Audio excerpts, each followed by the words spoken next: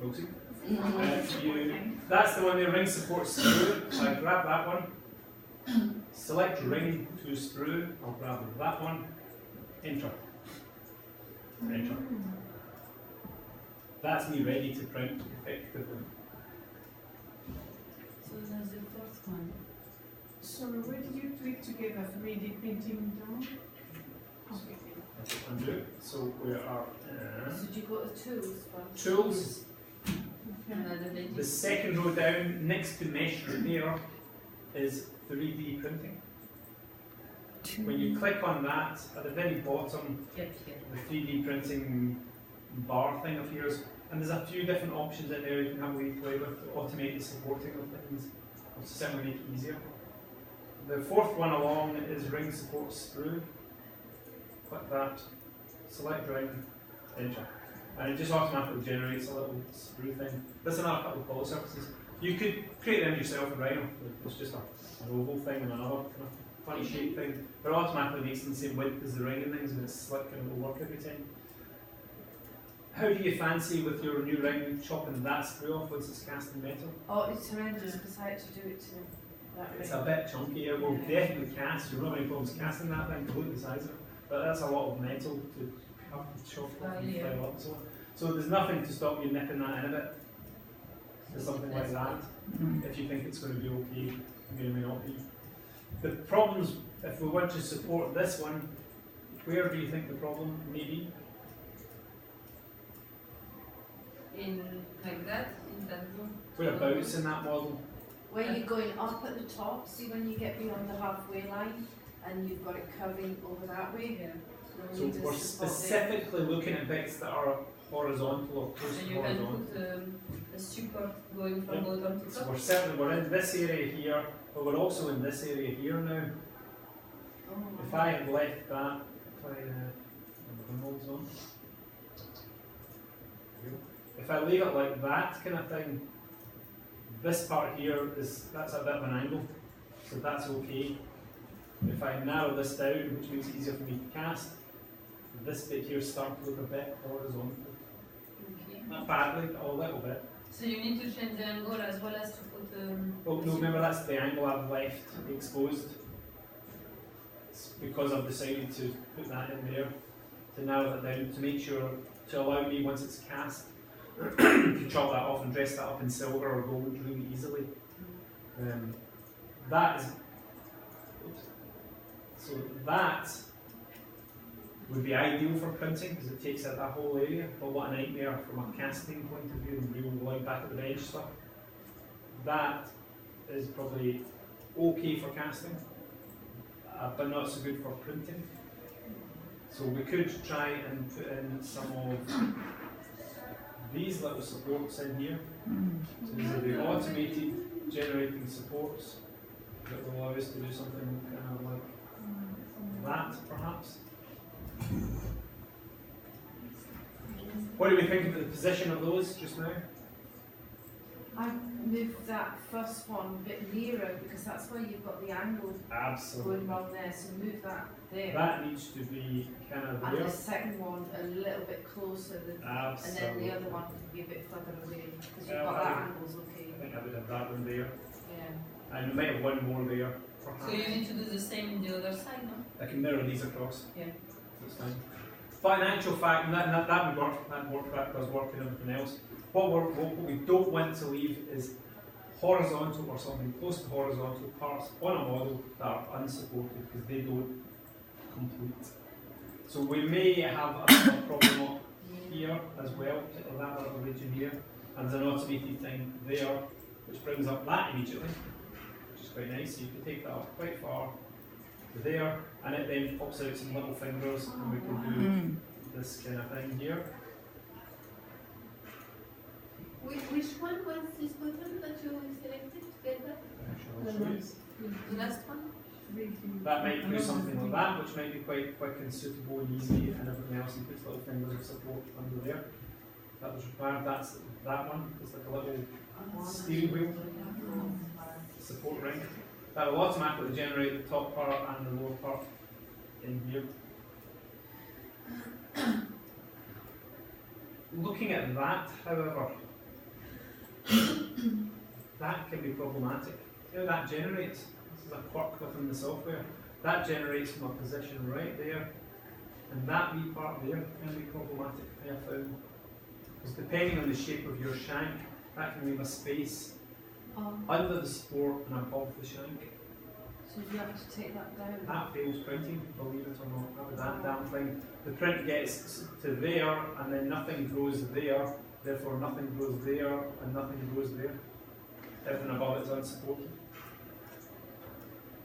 And when you do, although these automatically generate supports that will be in the right place, if you just run with it, you can find things failing. So as a result, there's an extra bit of consideration. I'll run that one again now. This one, it generates to there, and then it generates to there. I'll just put on a couple of random things there. At this stage, they're not fully finished.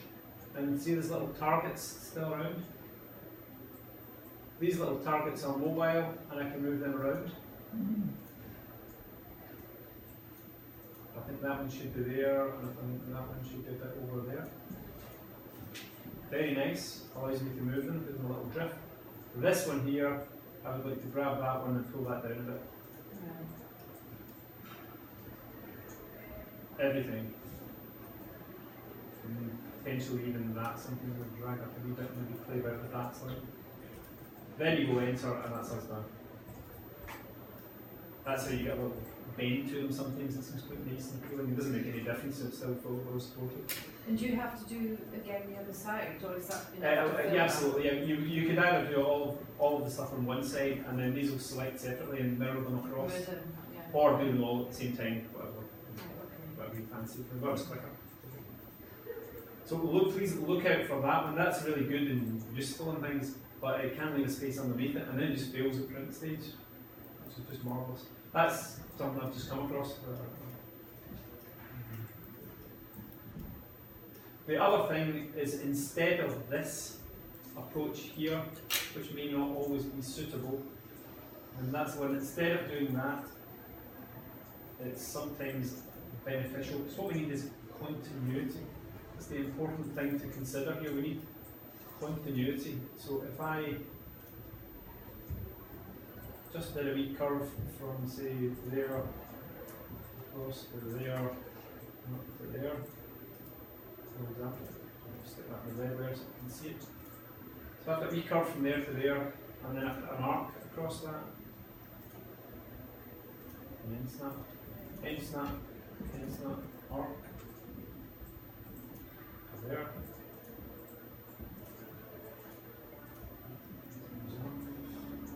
Lost an arc. There we go. And there's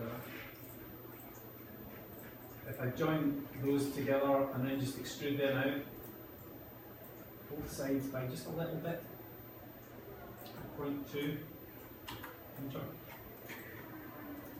That gives me a little flat support that's up the whole side of there. And that's quite good. That gives you a bit of continuity across that lower part of the whole thing. You can then print it, and because that's really thin, by the time you get it in the plastic, you can virtually just nick that off your fingernail, or just break it off with wee pliers kind of thing. That little thin splintery part will just come right off. And that stops that having to be, that wide. That can then be much closer to what you might require. But this will be continuous. And always, not a burst pipe here, but the real problem here is discontinuity. Everything must be connected to the thing above it. That's the important part.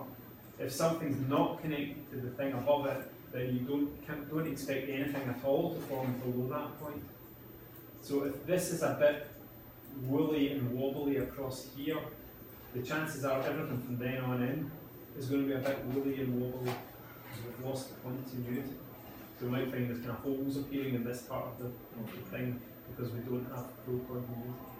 It's not that something wouldn't necessarily form a bit, but when you print it, wash it, have a look at it, there's kind of patchiness about it, there's holes in it, and things. Or it's all about wobbly surface. So that's something that isn't a builder for, that's a common sense kind of thing, is make it continue, give it continuity. We think, continuity You can put little flanges and wee flappy bits all over the place. Wherever. Because they all come off. You can take them off before it's cast. Or leave them on afterwards. Okay. There is, if you remember, there's an analyzer thing in here. I'll take that out for a minute.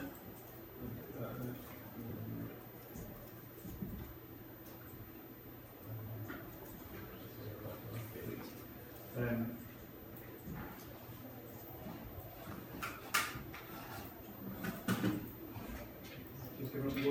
there's a support region analysis thing. Add object. Oh. Support That's the region first button on the analysis. left, and that gives you there at the end.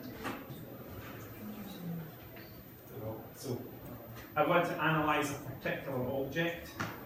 It's the first one there, support regions. Add object. There's the object. Enter. And that gives me this as a problematic area, which you know about. And lo and behold, it gives me this as a problematic area, as expected. Nothing else. So these are the two problematic areas. The thing is, this is based on that part there. Degree equals 35. That's adjustable. So that's based on standard DLP printers. Not all printers require the same degree of support, some are better than others. These are